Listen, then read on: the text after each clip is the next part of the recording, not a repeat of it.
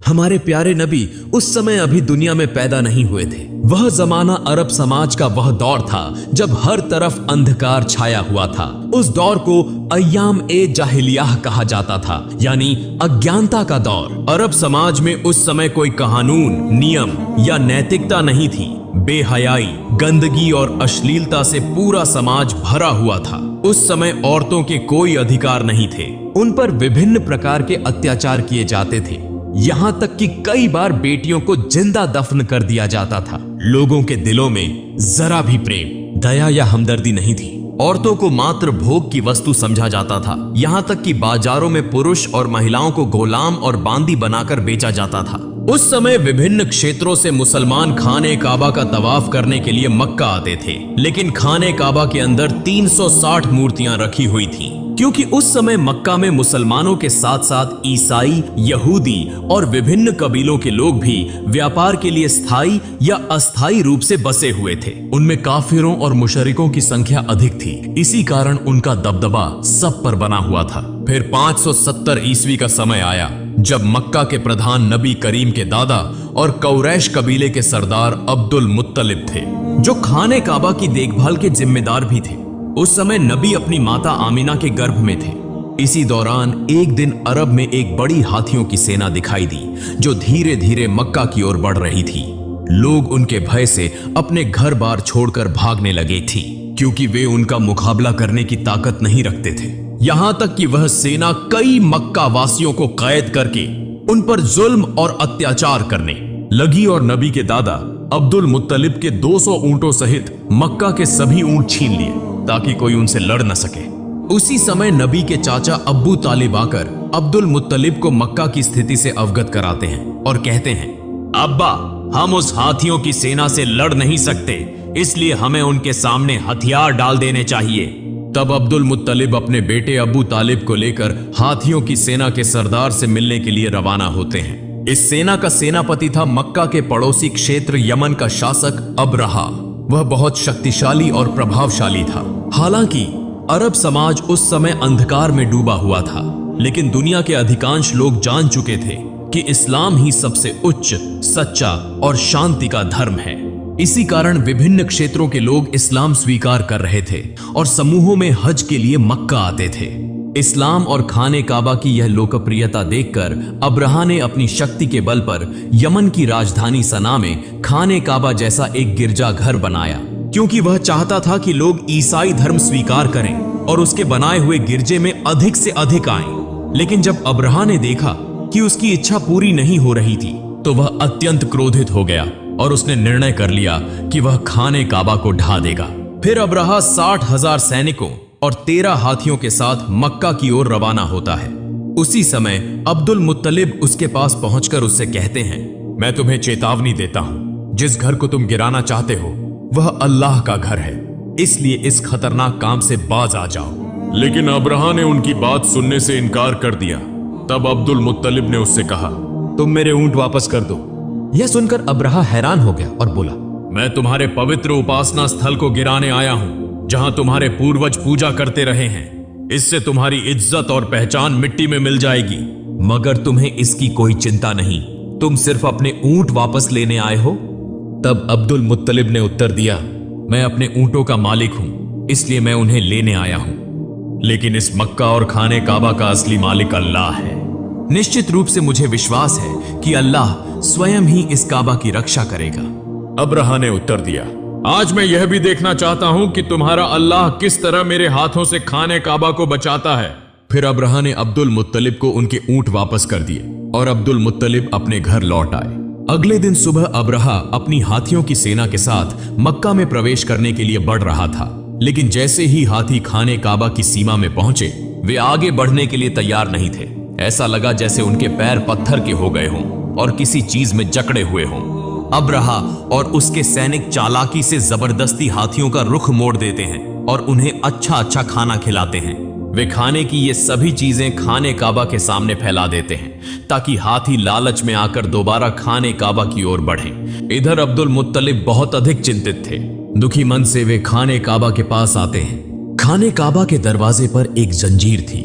अब्दुल मुत्तलिब ने उस जंजीर को मजबूती से पकड़ लिया और अपना सिर दरवाजे पर रख दिया। फिर अल्लाह ताला से दुआ करने लगे, हे अल्लाह, यह घर तेरा है और इसकी रक्षा की जिम्मेदारी भी तेरी है। हम तो सिर्फ तेरे बंदे हैं, हमारे बस में कुछ भी नहीं। अब तू ही अपने घर की रक्षा कर। यह दुआ करते हुए उनकी आंखों से आंसू बहने लगे। तभी अचानक अब्दुल मुत्तलिब ने आकाश से एक आवाज सुनी। वे धीरे धीरे आगे बढ़े और जैसे ही उन्होंने नजर उठाई, उन्होंने देखा कि आकाश से सैकड़ों अबाबील पक्षी मक्का की ओर आ रहे हैं। अब्दुल मुत्तलिब आश्चर्य से पक्षियों को देख रहे थे और मन में सोच रहे थे, शायद यह अल्लाह की ओर से भेजी गई वह रहमत है जो आज खाने काबा को बचाने के लिए आई है, वरना इतने अधिक अबाबील पक्षी यहाँ क्यों आए हैं। हर अबाबील के पास 3-3 कंकड़ियां थीं। एक कंकड़ी उनकी चोंच में थी और 2 कंकड़ियां उनके पंजों में थीं। अब्दुल मुत्तलिब ने देखा कि सभी अबाबील पक्षियों ने खाने काबा के चारों ओर घेरा बना लिया है, यहां तक कि वे तवाफ कर रहे हैं। तब वे समझ गए कि आज दुनिया की कोई ताकत खाने काबा को नष्ट नहीं कर सकती। फिर सभी अबाबील पक्षी तेजी से अब्रहा की हाथियों की सेना और उसके सैनिकों पर टूट पड़े। अब्रहा के सैनिक पक्षियों को देखकर बेहद डर गए और वहां से भागने लगे। लेकिन तब तक सभी अबाबील पक्षी अपनी चोंच और पंजों में मौजूद कंकड़ियां अब्रहा की सेना और हाथियों पर बरसाने लगे, जैसे आकाश से पत्थरों की बारिश हो रही हो। यह देखने में आया कि हर कंकड़ी सैनिकों के शरीर को चीरकर आर पार हो रही थी और पलों में पूरा लश्कर नष्ट हो गया। यहां तक कि अब्रहा भी वहीं मारा गया और अल्लाह ताला ने उन काफिरों को तबाह कर दिया। यह अल्लाह रब्बुल आलमीन की कुदरत थी कि उन्हीं छोटे छोटे पत्थरों के जरिए 60,000 सैनिक और 13 हाथी नष्ट हो गए। यह घटना कुरान पाक की सूरह अल फील में बयान की गई है, जहां अल्लाह ताला फरमाते हैं, क्या तुमने नहीं देखा कि तुम्हारे रब ने हाथी वालों के साथ क्या सलूक किया? क्या उसने उनकी चालाकी को नाकाम नहीं कर दिया? अल्लाह ताला ने उनके खिलाफ झुंड के झुंड अबाबील पक्षी भेजे, जिन्होंने हाथियों की सेना पर छोटे छोटे कंकरीले पत्थर बरसाए, जिसके परिणाम स्वरूप वह सेना कुचले हुए तिनके की तरह हो गई। इसी तरह उस दिन अल्लाह ताला ने खाने काबा की रक्षा की। इस घटना के लगभग 2 महीने बाद एक रात एक अद्भुत घटना घटी। मक्का के लोग अपनी अपनी व्यस्तताओं में लगे हुए थे। उसी रात नबी करीम के दादा अब्दुल मुत्तलिब खाने काबा की छत पर खड़े थे। अचानक उन्होंने आकाश पर एक चमकदार रोशनी देखी जो पूरे अरब, पूर्वी क्षेत्रों और पूरी दुनिया में फैल रही थी। यह दृश्य देखकर अब्दुल मुत्तलिब हैरान रह गए और तेजी से नीचे उतरे। जब वे खाने काबा के अंदर पहुंचे तो उन्होंने देखा कि वहां मौजूद 360 मूर्तियां जो विभिन्न मूर्ति पूजकों ने रखी थीं, स्वतः गिरकर टूट रही थीं। वे खाने काबा से बाहर निकले तो उन्होंने यह दृश्य भी देखा कि कूफा और शाम के बीच पानी का प्रवाह शुरू हो चुका है, जबकि कई वर्षों से वहां पानी का नामो निशान तक नहीं था। उसी समय उनकी नजर अपने घर की ओर पड़ी। वे देखते हैं कि उनके घर से एक अजीब रोशनी निकल रही है, ऐसी रोशनी जो उन्होंने पहले कभी नहीं देखी थी। अब्दुल मुत्तलिब धीरे धीरे अपने घर की ओर बढ़ने लगे और जैसे ही वे दरवाजे के करीब पहुंचे, उन्होंने देखा कि अन्य बीबी आमिना की गोद में एक नूरानी बच्चा मौजूद है, जिसके शरीर से असाधारण रोशनी निकल रही है। यह दृश्य देखकर अब्दुल मुत्तलिब की आंखों से आंसू बहने लगे, क्योंकि इस अंधकारमय अरब समाज में चिराग बनकर आने वाले प्यारे नबी हजरत मोहम्मद दुनिया में तशरीफ ला चुके थे। अगले दिन अब्दुल मुत्तलिब ने अपने प्यारे नवासे की अकीकी की, ऊंट ज़बह किया और गरीबों व जरूरतमंदों को खाना खिलाया। इस मौके पर उनके बेटे अबू तालिबा भी उनकी मदद कर रहे थे। इसी दौरान नबी के चाचा अबू लहब वहां पहुंचे, मगर जब उन्हें पता चला कि उन्हें गरीबों के साथ बैठकर खाना पड़ेगा तो वे दरवाजे से ही वापस लौट गए, क्योंकि अबू लहब बहुत घमंडी इंसान था। इधर हजरत आमिना के सीने में दूध नहीं था, इसलिए नबी करीम को दूध पिलाने के लिए एक आदाई को बुलाया गया। वह दाई दरअसल अबू लहब की पत्नी की बांदी थी। जब अबू लहब घर वापस आया तो उसकी पत्नी ने उससे गुस्से में झगड़ा किया कि तुमने मेरी बांदी को यह काम करने क्यों दिया, क्योंकि असल में भी अबू लहब की पत्नी भी बहुत घमंडी औरत थी। दूसरी ओर यहूदी विद्वान एक स्थान पर बैठकर आपस में चर्चा कर रहे थे। वे यह समझ चुके थे कि जरूर कोई खास बच्चा पैदा हुआ है, क्योंकि वो उनकी धार्मिक किताबों में इसका उल्लेख था। जिस रात प्यारे नबी का जन्म हुआ, उस रात आकाश पर जो प्रकाश प्रकट हुआ, उसे देखकर यहूदी और ईसाई विद्वान समझ गए थे कि वह बच्चा दुनिया में आ चुका है। मगर ये यहूदी सबसे अधिक चिंतित थे, क्योंकि उनमें से किसी भी यहूदी के घर ऐसा बच्चा पैदा नहीं हुआ था। तो फिर वह बच्चा कौन हो सकता है? इसीलिए यहूदी सरदारों ने कई बच्चों को खरीदने की कोशिश की ताकि उस बच्चे को अपनी जाति में शामिल कर सकें। बल्कि उन्होंने कई धोखेबाज औरतों को पैसे देकर वो आदेश दिया कि वे किसी खास निशानी के माध्यम से उस नबी को खोजें। कुछ दिनों बाद बच्चों के नाम रखने का एक समारोह हो रहा था। वहां कई बच्चों के नामों की घोषणा की जा रही थी और सभी लोग खुशियां मना रहे थे। इसी सभा में अब्दुल मुत्तलिब भी आए, अपने प्यारे नवासे को गोद में लिया और उसका नाम रखने के लिए आगे बढ़े। अब्दुल मुत्तलिब पहले उस काले पत्थर पर हाथ रखते हैं, तभी खाने काबा के दरवाजे का कुंडा दरवाजे पर खुद ब खुद टकराने लगता है और नन्हे नबी के शरीर से नूर की किरणें निकलने लगती हैं। अब्दुल मुत्तलिब सबके सामने खड़े होकर बच्चे का नाम मुहम्मद रखने की घोषणा करते हैं। यह सुनकर वहां मौजूद विभिन्न कबीलों के लोग हैरान रह जाते हैं और कहने लगते हैं, यह कैसा नाम है? यह तो हमारे किसी देवी या देवता के नाम से नहीं मिलता। वास्तव में उन्होंने इससे पहले मोहम्मद नाम कभी नहीं सुना था, इसीलिए लोग आपस में इस नाम पर बहस करने लगे। तभी नबी के चाचा अबू तालिबा आगे आते हैं और कहते हैं, ए लोगो, चुप हो जाओ, यह बच्चा मोहम्मद के नाम से जाना जाएगा और तुम लोग इस नाम को कभी भी बदल नहीं सकते।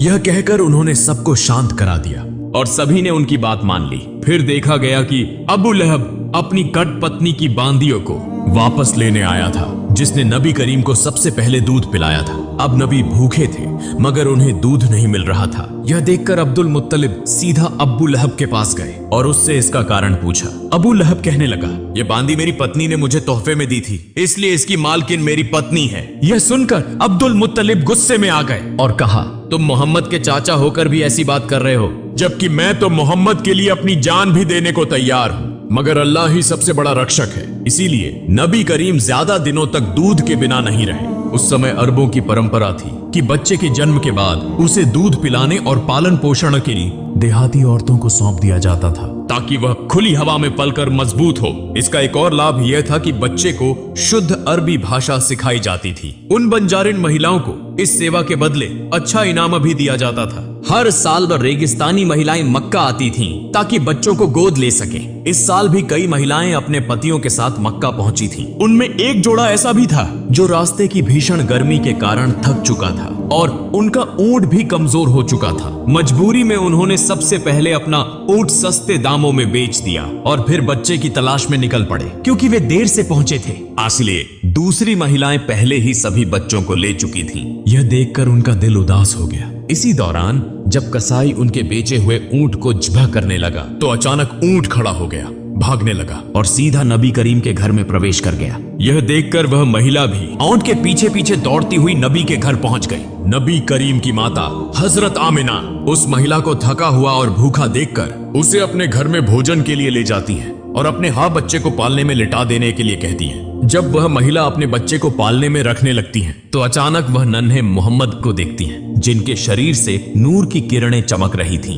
यह देखकर वह महिला आश्चर्यचकित रह जाती हैं। फिर उन्होंने नन्हे मोहम्मद को अपनी गोद में उठा लिया और उन्हें भूखा देखकर दूध पिलाया। यही महिला नबी की दूध माँ हजरत हलीमा सादिया थी। चूंकि नबी करीम की परवरिश के लिए ज्यादा इनाम देने वाला कोई नहीं था, इसलिए अब तक किसी ने नबी को गोद नहीं लिया था। इस मामले में हजरत अब्दुल मुत्तलिब और हजरत आमिना हजरत हलीमा और उनके पति से पान की बातचीत करते हैं। हजरत हलीमा और उनके पति यह जानते हुए भी कि उन्हें ज्यादा इनाम नहीं मिलेगा, इस बात पर राजी हो जाते हैं। फिर हजरत आमिना अपनी सारी तकलीफों के बावजूद अपने लखते जिगर को हजरत हलीमा के सुपुर्द कर देती हैं। अब बदले में उन्हें 2 ऊंट और एक गधा दिया जाता है। जब हजरत हलीमा नबी को लेकर अपने इलाके में पहुंचती हैं, तो वहां को बारिश होने लगती है। हालांकि इससे पहले कई सालों से वहां बारिश नहीं हुई थी। साथ ही जब से नबी करीम हजरत हलीमा के घर आए, तब से उनके घर में अल्लाह की रहमतों की बारिश होने लगी। यूं 2 साल का अरसा गुजर गया। जब मुआहिदे की मुद्दत पूरी हो गई, तो हजरत हलीमा और उनके पति नबी करीम को वापस उनकी मां हजरत आमिना के पास ले आते हैं। जैसे ही नबी आते हैं, तो खाना काबा नूर से जगमगा उठता है। दूसरी तरफ हजरत आमिना अपने बेटे को देखकर खुशी से रो पड़ती हैं। लेकिन इसी वक्त अकाबा के आसपास एक महामारी फैल चुकी थी। साथ ही हजरत अब्दुल मुत्तलिब को खबर मिलती है कि बन यहूदी अब भी नबी को तलाश करने की कोशिश कर रहे हैं। किसी भी खतरे से बचाने के लिए हजरत अब्दुल मुत्तलिब दोबारा नबी को हजरत हलीमा के पास भेज देते हैं। फिर और 2 साल गुजर जाते हैं। अचानक एक दिन हजरत हलीमा सख्त बीमार हो जाती हैं। वहां के हकीम और जादूगर उन्हें ठीक करने की कोशिश करते हैं, लेकिन कोई फायदा नहीं होता। यह देखकर नबी जादूगरों को वहां से हटा देते हैं। जैसे ही नबी हजरत हलीमा का हाथ पकड़ते हैं, वह अचानक पूरी तरह से सेहतमंद हो जाती है। यह देखकर जादूगर हैरान हो जाते हैं और तुरंत वहां से चले जाते हैं। और लेकिन वे समझ चुके थे कि यही वह खास बच्चा है, इसीलिए उन्होंने यह खबर यहूदियों को दे दी। यह सुनकर नबी को पकड़ने के लिए दुश्मनों ने हजरत हलीमा के घर पर हमले शुरू कर दिए। हजरत हलीमा और उनके पति ने नबी को बचा लिया, मगर वे आने वाले खतरों को भांप चुके थे। इसीलिए हजरत हलीमा के पति नबी को लेकर मक्का के एक पहाड़ की तरफ रवाना हो गए। मगर इस बार जब नबी को ले जाया जाने लगा तो हजरत हलीमा रो पड़ी। जब हजरत अब्दुल मुत्तलिब को यह खबर मिली तो वे नबी के पास पहुंचे और फिर नबी के साथ एक गुफा में तकरीबन 1 साल गुजार दिया। जब नबी वहां मौजूद थे तो घी से पूरा रेगिस्तान जिंदगी से भरपूर हो गया था। फिर एक दिन हजरत आमिना इस गुफा से नबी को लेकर मदीना आती हैं ताकि अपने रिश्तेदारों से मुलाकात करें और नबी के बीवी वालिद हजरत अब्दुल्लाह की कब्र की जियारत करें। दरअसल नबी करीम की पैदाइश से 2 महीने पहले हजरत अब्दुल्लाह तिजारत के सिलसिले में मदीना आए थे, जहां वह बीमार हो गए और इंतकाल कर गए। इसीलिए मदीना में ही उन्हें दफन किया गया था। हजरत आमिना यहीं बैठकर नबी को उनके वालिद के बारे में बताती हैं और कुछ वक्त नबी के साथ गुजारती हैं। लेकिन सिर्फ 2 महीने बाद हजरत आमिना अचानक बीमार हो जाती हैं और इसी बीमारी की हालत में मदीना से वापसी के दौरान रास्ते में ही हजरत आमिना का भी इंतकाल हो जाता है। चूंकि केवल 6 साल की उम्र में ही पैगंबर मोहम्मद अनाथ हो गए। लेकिन इसी दौरान जब यहूदियों ने पैगंबर पर हमला करने की कोशिश की तो पैगंबर मोहम्मद के चाचा हजरत अबू तालिब ने उन्हें रोक दिया। इसके बाद हजरत अबू तालिब पैगंबर को लेकर मक्का वापस आए और उन्हें उनके दादा हजरत अब्दुल मुत्तलिब के सुपुर्द कर दिया। पैगंबर मोहम्मद और हजरत अब्दुल मुत्तलिब हमेशा साथ रहते थे, यहां तक कि काबा की देखभाल, हज के लिए आने वाले जायरीनों की सेवा में पैगंबर अपने दादा की मदद किया करते थे। लेकिन एक दिन जब हजरत अब्दुल मुत्तलिब तवाफ़े काबा कर रहे थे तो वह अचानक बीमार हो गए। इसी मौके का फायदा उठाते हुए पैगंबर के अहंकारी चाचा अब्बू लहब कुरैश का सरदार बनना चाहते थे। लेकिन जल्द ही हजरत अब्दुल मुत्तलिब पैगंबर को हजरत अब्बू तालिब के हवाले कर देते हैं। कुछ दिनों बाद हजरत अब्दुल मुत्तलिब का इंतकाल हो जाता है। चूंकि केवल 8 साल की उम्र में पैगंबर मोहम्मद बिल्कुल अकेले हो जाते हैं। इसके बाद पैगंबर अपने चाचा हजरत अबू तालिब के साथ मक्का में रहने लगते हैं। वहां पैगंबर को बकरियां चराने सहित विभिन्न काम करते थे। लेकिन एक दिन पैगंबर देखते हैं कि उनके अहंकारी चाचा अबू लहब सुवैबा नाम की एक बांदी को किसी दूसरे के हाथों बेच रहे हैं। सुवैबा का पति अबू लहब से बार बार विनती करता है कि वह उसे न बेचें क्योंकि वह बीमार थी। अबू लहब जवाब में कहते हैं, अगर तुम मेरे पैसे वापस कर दो तो मैं उसे नहीं बेचूंगा। तभी पास खड़े पैगंबर कहते हैं, चाचा आप उन सुवैबा को आजाद कर दें, मैं खुद आपकी रकम वापस कर दूंगा। पैगंबर मोहम्मद की इस महान दरिया दिली की वजह से सुवैबा को आजाद कर दिया जाता है। दरअसल सुवैबा वही महिला थी जिन्होंने सबसे पहले पैगंबर मोहम्मद को दूध पिलाया था।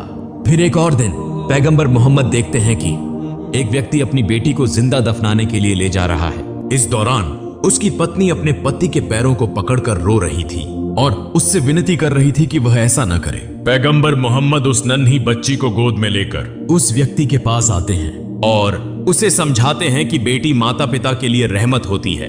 पैगंबर की बातें सुनकर उस व्यक्ति का दिल मोहब्बत और रहमत से भर जाता है और वह अपनी बेटी को खुद अपनी गोद में उठा लेता है। इस तरह समय बीतता गया और पैगंबर की उम्र 12 साल हो गई। इधर उनके चाचा अब्बू तालिब चूंकि एक व्यापारी थे तो अरब की परंपरा के अनुसार वह हर साल शाम सीरिया की यात्रा किया करते थे। इस बार पैगंबर ने जिद की कि वह भी सादी अपने चाचा के साथ शाम जाना चाहते हैं। चूंकि यात्रा की शुरुआत हुई, रास्ते में वे बुसरा नामक एक जगह पर रुके जहां एक चर्च में एक यहूदी धर्मगुरु रहता था। उसने पैगंबर और उनके चाचा अब्बू तालिब सहित पूरे काफिले को खाने की दावत दी। जब उसने नन्हे मोहम्मद को देखा तो वह तुरंत समझ गया कि यही आखिरी और सबसे महान पैगंबर हैं। यह वही बात थी जो उनकी धार्मिक किताबों में लिखी थी, जो उन्होंने अपनी आध्यात्मिक दृष्टि से महसूस की थी। फिर उसने हजरत अब्बू तालिब से कहा, मोहम्मद तुम्हारी पनाह में है, इसलिए तुम्हें और ज्यादा सतर्क रहने की जरूरत है। और यह भी कहा कि तुम्हें मोहम्मद को लेकर शाम नहीं जाना चाहिए, क्योंकि वहां के यहूदी उन्हें नुकसान पहुंचा सकते हैं। यह सुनकर हजरत अबू तालिब ने अपना इरादा बदल दिया और वे वापस मक्का लौटने लगे।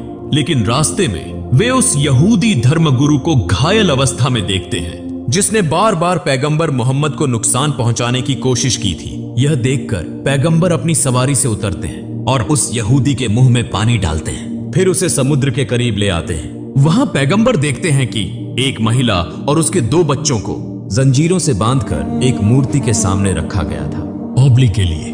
दूसरी तरफ वहां के मछुआरों का कबीला पूजा कर रहा था, ताकि उनका देवता यह बलि स्वीकार करे और उन्हें अपार धन प्रदान करे। हाँ, लेकिन जब प्यारे पैगंबर हजरत मोहम्मद ने यह दृश्य देखा, यह देखकर वहां के मछुआरों ने पैगंबर को रोकने की कोशिश की, मगर तभी समुद्र की एक जबरदस्त लहर उठी, जिसकी तीव्रता से वह मूर्ति जमीन पर गिरकर टुकड़े टुकड़े हो गई। यह दृश्य देखकर वहां के पुजारी डरकर अपने घरों में छुप गए। कुछ देर बाद जब वह समुद्री तूफान थमा, तो लोगों ने देखा कि असंख्य मछलियां तट पर इकट्ठा हो गई हैं।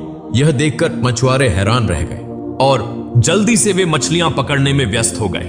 दूर खड़ा वह यहूदी धर्मगुरु भी यह सब देखकर दंग रह गया। वास्तव में यह सब पैगंबर की दुआ की बरकत से हुआ था और यह अल्लाह ताला की कुदरत की एक निशानी थी। अंतिम दृश्य में दिखाया जाता है कि हजरत अबू तालिब बूढ़े हो चुके हैं और वे काबा के सामने खड़े होकर मक्का के सभी लोगों को बुला रहे हैं कि अब बिना किसी झगड़े के इस्लाम के रास्ते पर लौट आएं और एक शांतिपूर्ण जीवन व्यतीत करें। और लेकिन तब भी मक्का के कुछ सरदार हजरत अबू तालिब और हजरत मोहम्मद को झूठा साबित करना चाहते थे। लेकिन उस समय तक मक्का के अधिकांश लोग यह समझ चुके थे कि हजरत मोहम्मद ही आखिरी और सबसे महान पैगंबर हैं और ये उनका धर्म ही सबसे सच्चा, सबसे महान और शांति का धर्म है।